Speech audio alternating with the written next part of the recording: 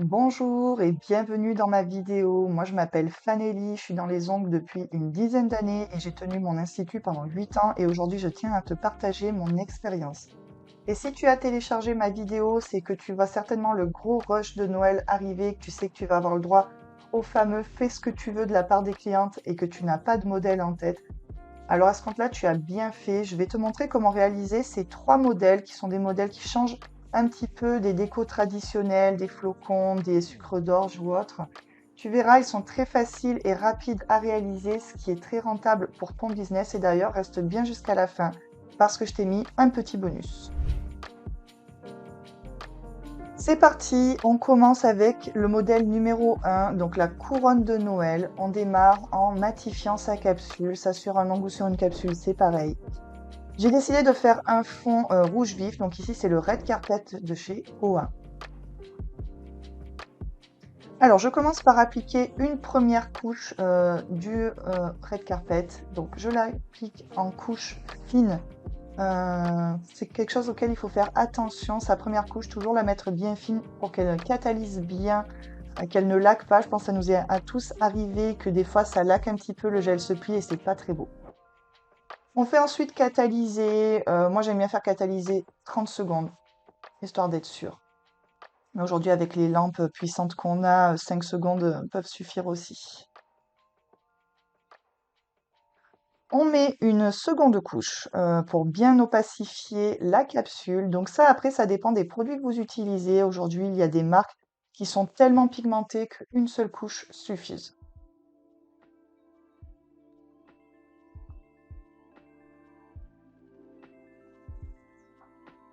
On va ensuite mettre une finition mat dessus. Donc ici, c'est la Velvet de chez Almas. Pourquoi on met du mat? Alors c'est pour se faciliter la vie. On va avoir moins de reflets de lumière et le mat accroche un petit peu plus. Ça glisse un petit peu moins et selon les nail art qu'on fait, c'est plus agréable pour travailler et on arrive plus au résultat souhaité. J'ai ensuite utilisé trois couleurs, donc le Roasted Chestnut de chez OA, le Admiral de chez Indigo et le Martini Olive de chez Indigo aussi. À la fin, on va également utiliser un gel paint blanc, donc c'est le Extreme White de chez Almas. Alors, je me mets une goutte de chaque sur ma petite palette et c'est parti. Alors, j'ai utilisé un liner long, donc moi je sais que pour faire des lignes ou des courbes, je suis très à l'aise avec les liners longs, mais ça c'est vraiment à la convenance de chacun. Donc, avec le Roasted Chestnut qui est un marron, marron un peu clair, on va dessiner deux courbes parce que j'ai décidé de mettre les deux coins de ma couronne en fait sur ma capsule. Ça, c'est le placement que j'ai décidé, mais vous verrez à la fin, je vous ai montré plusieurs exemples de déclinaison. En fait, vous pouvez le placer un petit peu comme vous voulez. Le nail art, il faut le visualiser un petit peu avant de démarrer pour avoir une idée du placement.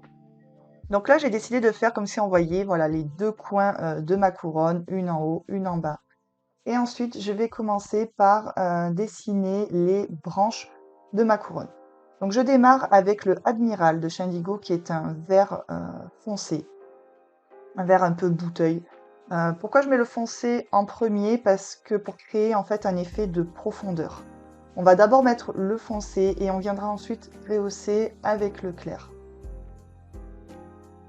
Donc, je vais dessiner les branches. Donc, je commence par un côté et vous voyez, je fais ça assez grossièrement. Alors, c'est fait exprès, c'est voulu, parce que les couronnes de fleurs, elles sont pas régulières. Et c'est ça qui est joli. Dans la nature, quand vous voyez un sapin ou tout ce qui va être arbre de Noël, les branches ne sont pas régulières et c'est ce qui fait que c'est joli. Elles sont parfois grosses, elles sont parfois fines. Des fois, ça se termine fin, des fois, ça se termine épais. Et c'est ça qui fait que c'est un rendu naturel. La nature, elle n'est pas régulière et c'est ça qu'on essaye de reproduire dans nos nail art pour que ça fasse plus vrai. Par contre, on y donne le même mouvement. Voilà, donc c'est-à-dire que je vais faire une courbe qui va partir vers l'extérieur de mon point central. Et ça, je garde voilà, le même mouvement du début à la fin.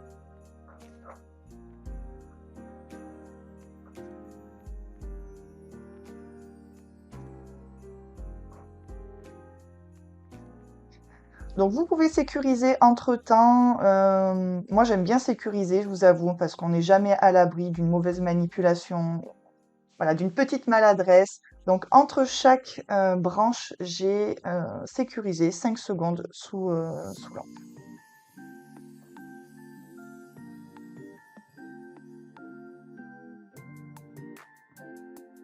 On passe maintenant à la couleur claire. Donc là, c'est le Martini Olive de chez Indigo.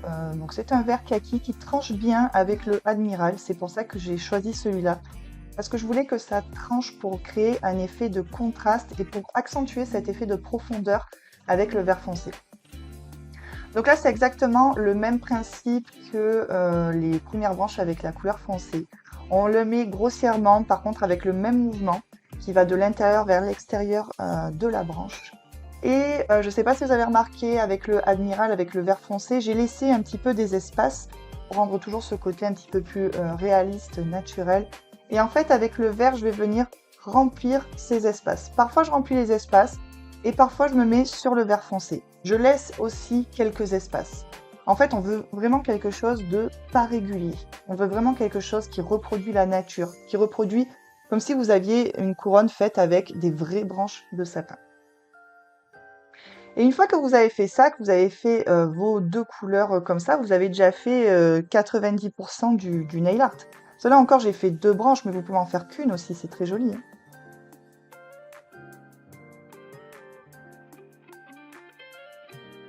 On va venir ensuite poser des petits points blancs pour reproduire comme s'il y avait un petit peu des baies sur le nail art. Alors normalement les baies sont rouges évidemment, mais comme là le fond est rouge, ça ressortait pas. Donc j'ai quand même tenté de poser un petit point rouge à côté du blanc pour que ça ressorte. Mais honnêtement, ça sert à rien. Je suis honnête avec vous, j'ai voulu tester. C'est ça le nail art aussi, on teste plein de choses sur le moment, mais ça ressortait pas. Donc juste les points blancs sont jolis. Après, vous pouvez faire un effet guirlande aussi en mettant des points de couleur, du bleu, du vert, du jaune qui reproduit une guirlande. J'ai ensuite voulu rehausser mon nail art en rajoutant le petit côté paillettes parce que c'est Noël quand même, donc Noël sans paillettes, c'est pas pareil. Et là, j'ai décidé de mettre des feuilles d'or. L'or, c'est ce qui passe le mieux avec le rouge hein, et qui fait vraiment très Noël. Donc là, j'ai rempli un petit peu les espaces vides, donc en haut et en bas de la capsule, avec voilà, des feuilles d'or que je place un petit peu en quinconce. Je ne voulais pas que ça fasse complètement rempli. Alors pour coller les feuilles d'or, j'ai tout simplement utilisé de la finition. J'ai mis un petit bout de finition là où je veux, et puis après avec un pinceau qui est spécialement dédié aux paillettes et aux feuilles d'or, je viens déposer mes feuilles comme je le souhaite. On fait ensuite catalyser et là votre déco est terminée. On n'a plus qu'à mettre la finition, donc moi j'ai utilisé la Tip Top de chez Indigo qui est vraiment géniale, je l'adore. Donc on applique la finition en couche un petit peu épaisse pour bien recouvrir les feuilles d'or, qu'il n'y ait rien qui dépasse.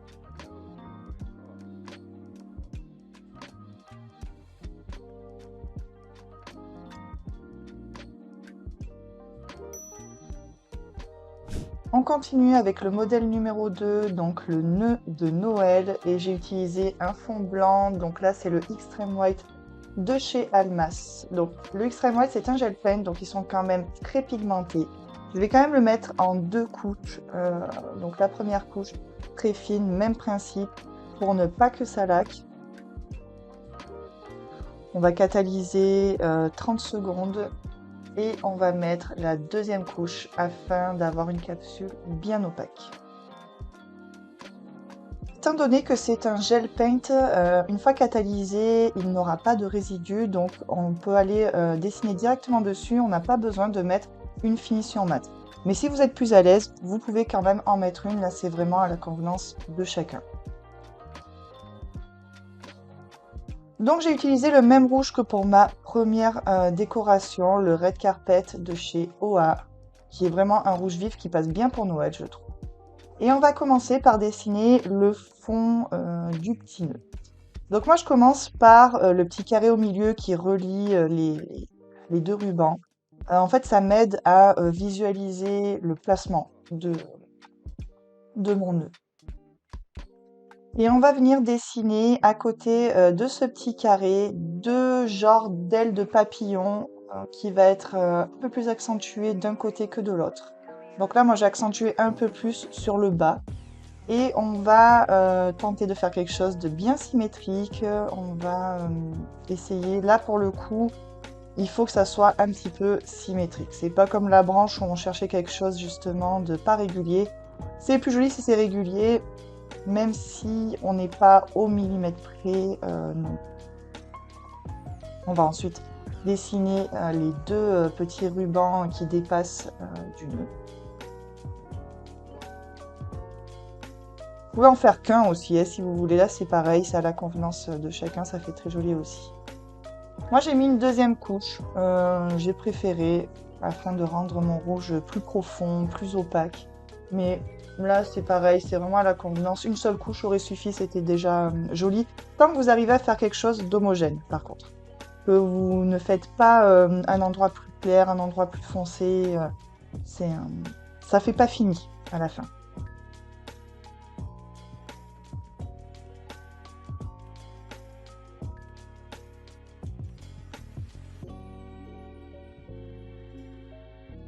Et ensuite, avec le Extreme Black de chez Almas, on va venir dessiner les contours.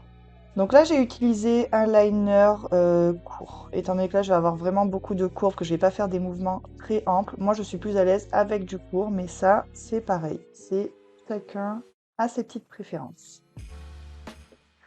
Donc on va venir faire les contours. Donc je commence par le petit carré au milieu. Ensuite, je viens faire le contour des ailes. Et on va faire un deuxième trait sur le bas, en fait, en opposition avec le contour, pour en fait donner ce côté revers, pour donner un effet 3D à notre petit nœud.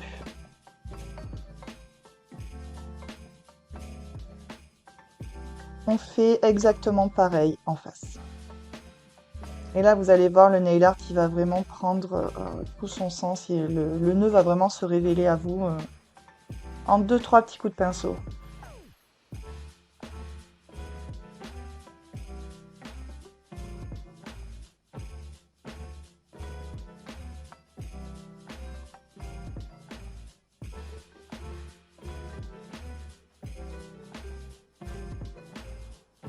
On va faire pareil avec les petits rubans qui dépassent du nœud.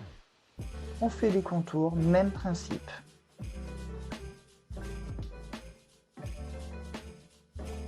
Donc évidemment, entre-temps, on catalyse. Enfin, sauf si vraiment vous vous sentez de faire tout le dessin en une seule fois. Moi, je sais que j'aime bien catalyser entre-temps, même 5 secondes, mais au moins le dessin est sécurisé.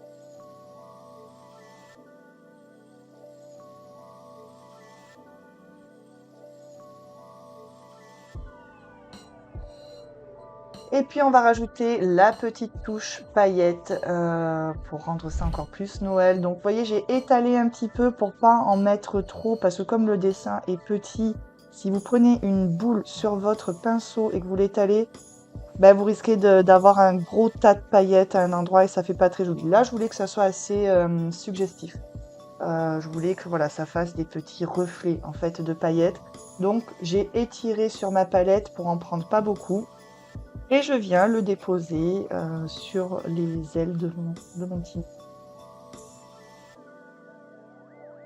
J'ai ensuite dilué un petit peu du noir, donc avec de la finition tout simplement, pour venir donner un petit côté ombré sur le nœud au milieu pour lui donner un peu de profondeur. Et ensuite, j'ai déposé des paillettes sur le contour de ma capsule. Donc là, c'était vraiment pour remplir un petit peu les vides qu'il y avait autour. Et pour évidemment rajouter de la paillette parce qu'on est toujours à Noël et la paillette c'est la vie à Noël. Mais là c'est vraiment à la convenance de votre cliente. Vous avez des clientes qui vont vouloir quelque chose de très sobre et où juste le petit nœud suffira. Vous avez des clientes qui vont vouloir rajouter voilà, du bling bling, de la paillette et là vous pouvez vous faire plaisir.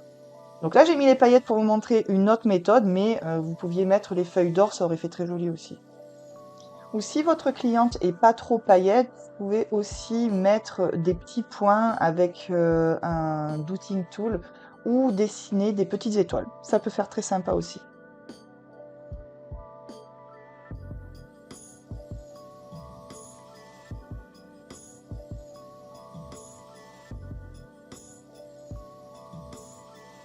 Et voilà, notre déco est terminée. On n'a plus qu'à y mettre notre finition. Donc là, l'avantage avec les paillettes de ce type plutôt qu'aux feuilles d'or, c'est que il n'y a pas trop d'épaisseur. Donc vous pouvez appliquer votre finition en fine couche et la faire catalyser 60 secondes.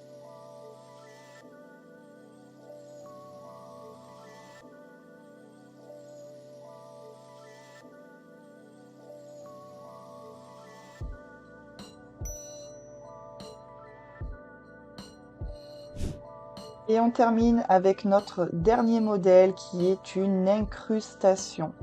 Les incrustations, franchement, on n'y pense pas assez à Noël et pourtant, c'est la vie. En fait, ce qu'il y a de bien, c'est que vous anticipez votre déco et après, vous avez déjà une base que vous pouvez ou laisser comme ça ou rajouter n'importe quoi par-dessus, ça fera toujours joli. Donc là, je fais un fond rouge pour rester un petit peu dans le thème des autres modèles, mais là, vous pouvez vraiment mettre ce que vous voulez comme couleur. Donc là, j'ai utilisé toujours le Red Carpet de chez Ongle Access. Par contre, même principe, je le mets en fine couche, je mets ma deuxième couche bien homogène pour avoir un joli rendu final.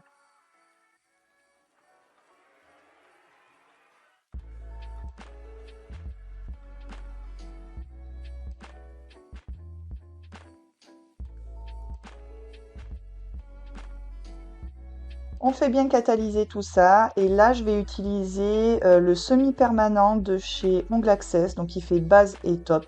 Moi, j'utilise beaucoup pour les nail art parce que vous allez voir, il est très pratique.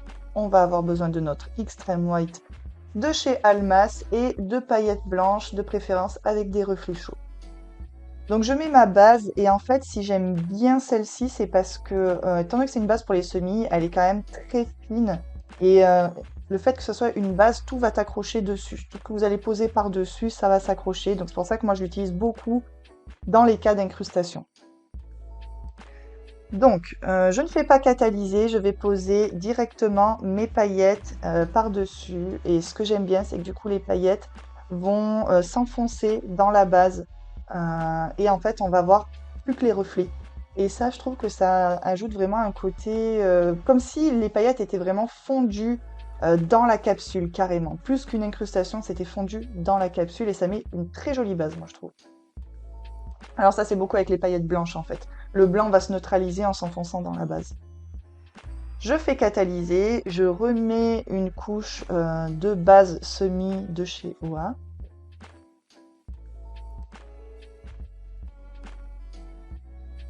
Et on va ensuite poser les feuilles d'or pour contraster avec les paillettes fines qu'on a mis au début.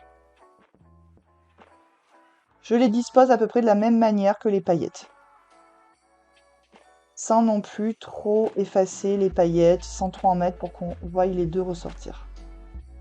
Donc là maintenant, il va falloir recouvrir nos paillettes, mais tout en reproduisant l'apex que vous avez besoin de faire sur votre ongle. Donc ici, étant donné que c'est une capsule, j'ai utilisé une rubber base, donc vous pouvez utiliser la même chose si vous faites un semi-permanent. Par contre, si vous êtes vraiment sur un ongle que vous avez rallongé au chablon, au pop-it, ce que vous voulez, il faudra utiliser un gel de construction donc, que vous placez sur vos paillettes pour bien recouvrir. Et après, vous voyez, je viens reposer une couche, enfin, j'ai pas fait catalyser et je viens reposer une dose de rubber base afin de reproduire le bombé dont j'ai besoin pour avoir mes renforts. Étant donné que c'est du zéro limage, là, je retourne ma capsule pour utiliser la gravité, faire redescendre un petit peu le produit au milieu. Voilà, on laisse quelques secondes pour que le produit se réétale bien et la déco est terminée. Donc, on y met une finition, étant donné que c'est une rubber base, on a besoin d'y rajouter une finition. Donc, j'utilise toujours la Tip Top de chez Indigo, et je pense que vous avez compris que c'était une de mes finitions chouchoute. On catalyse 60 secondes. Et là, moi, j'ai décidé de rehausser un petit peu le nail art en faisant un petit motif par-dessus. C'est ça que j'adore avec les incrustations, c'est qu'après, vous pouvez dessiner n'importe où sur votre capsule. Vous pouvez laisser libre cours à votre imagination, ça va rehausser, enfin, ça fera que sublimer votre nail art. Donc là, j'ai tout simplement décidé de rajouter une étoile. Voilà, la petite étoile de Noël. Donc j'ai utilisé le Extreme White de chez Almas et étant donné que c'est un gel paint qui n'a pas de résidus, vous pouvez le faire par-dessus la finition.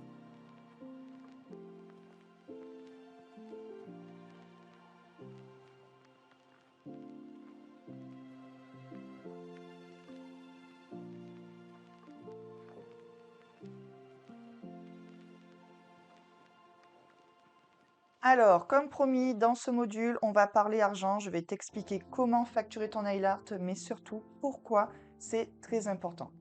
Alors pourquoi est-ce que c'est très important de facturer? Peut-être que déjà tu ne sais pas comment valoriser ton travail ou peut-être que tu es gêné de facturer parce que tu ne te sens pas légitime, tu manques d'expérience, tu n'es pas encore assez formé.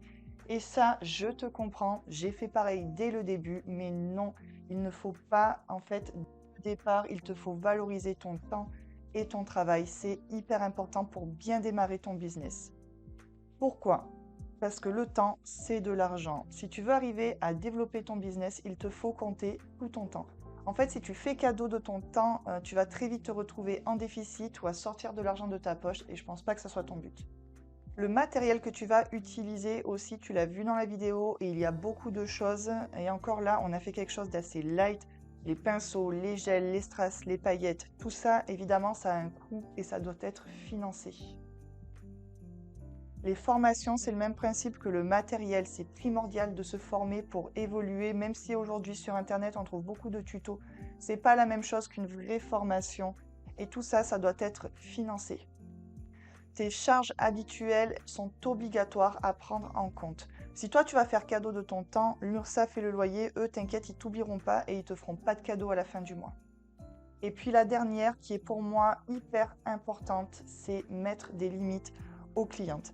Si tu leur fais cadeau, elles vont tout prendre pour acquis. Malheureusement, aujourd'hui, la clientèle, c'est comme ça. Et le jour où tu vas leur facturer, elles vont pas l'accepter et tu risques de les perdre. Et ça, c'est vraiment dommage après tout le travail que tu as fourni. Il vaut mieux leur facturer dès le début le nail art et de temps en temps faire une petite promotion ou une offre. Et là, elles auront l'impression que tu leur fais un cadeau. Alors maintenant, on va voir comment calculer le coût de ton nail art. Donc, je t'explique de suite, c'est très galère de faire des catégories ou différents niveaux de nail art, surtout que ton niveau va évoluer avec le temps. Donc, même si les tarifs, ça se révise, ça va être très compliqué. Ni toi, ni les clientes n'allez vous y retrouver avec le temps.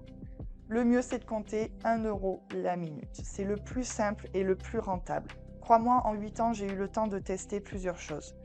C'est pour ça que c'est très important de s'entraîner et de se chronométrer pour connaître le temps que tu mets à travailler. Alors, à peu près évidemment, hein, si mettons tu fais 2 minutes en plus de nail art et que tu ne le factures pas, c'est pas ça qui va te faire fermer non plus. Par contre, 10 au bout d'un moment pourrait te porter préjudice. Donc, on va faire un petit exemple de calcul rapide pour que tu aies une idée.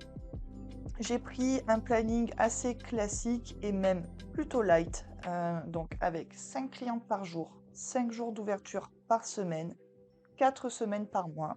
Et pour pousser le truc un peu plus loin, j'ai pris en compte que pas toutes les clientes demandent forcément un nail art, donc j'en ai compté que 3 par jour. Alors j'ai chronométré du coup les 3 modèles que je t'ai montrés dans ma vidéo. Et donc, le premier modèle, j'ai mis 10 minutes. Le deuxième, j'ai mis 12 minutes. Et le troisième, 5 minutes. Ce qui nous fait 10 euros, 12 euros et 5 euros. Par jour, ça nous représente un total de 30 euros pour le modèle numéro 1, 36 pour le modèle numéro 2 et 15 pour le modèle numéro 3. Ce qui nous représente par semaine 150 euros pour le modèle numéro 1, 180 pour le modèle numéro 2 et 75 pour le modèle numéro 3. Et par mois, ça nous représente 600 euros pour le modèle numéro 1, 720 pour le modèle numéro 2, 300 pour le modèle numéro 3.